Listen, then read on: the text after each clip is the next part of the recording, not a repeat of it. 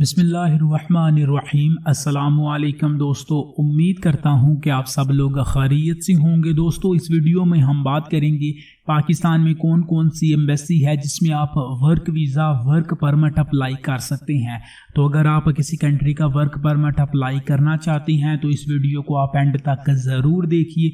और अगर आप नए हैं, आप चाहते हैं कि इसी तरह की इंफॉर्मेशन वाली वीडियोस आप तक पहुंचती रहें, तो आप चैनल टीच वीज़ा को सब्सक्राइब करने के बाद साथ में एक बेल का आइकॉन है, उसे ज़रूर प्रेस कर लिया करें ताकि मैं जब भी वीडियो अपलोड करूंगा उसका नोटिफिकेशन आपको मिल जाएगा।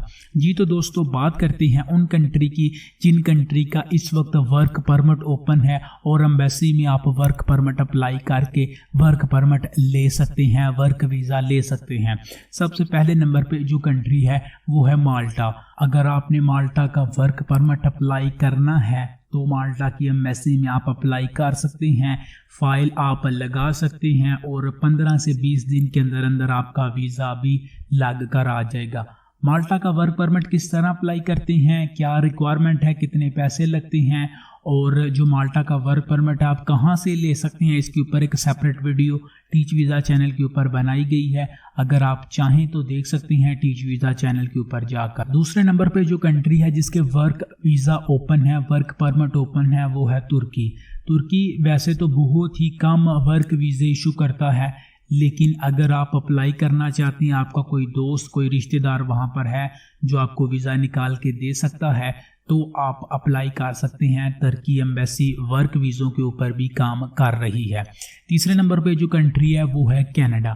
कनाडा का भी आप work permit work visa apply कर सकते हैं। एम्बेसी वर्क वीज़ों के ऊपर काम कर रही है और वर्क वीज़े लग भी रहे हैं काफ़ी ज़्यादा पाकिस्तानियों के। तो इन तीन कंट्री में से अगर आप किसी कंट्री का वीज़ा अप्लाई करना चाहते हैं तो आप अप्लाई कर सकते हैं। कनाडा हो गया, माल्टा और तुर्की, इन तीनों कंट्री में से किसी एक कंट्री का भी आप work visa work permit apply करना चाहते हैं तो आप कर सकते हैं। एम्बेसी वर्क वीज़ों के ऊपर काम कर रही है, प्रोसीज कर रही है वर्क वीज़ा।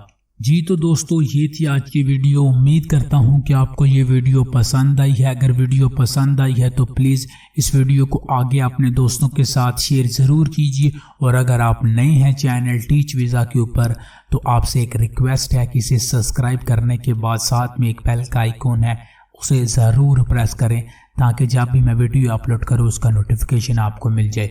जी तो दोस्तों, मिलते हैं आपसे नेक्स्ट वीडियो में इंशाल्लाह। तब तक के लिए अल्लाह हाफिज़।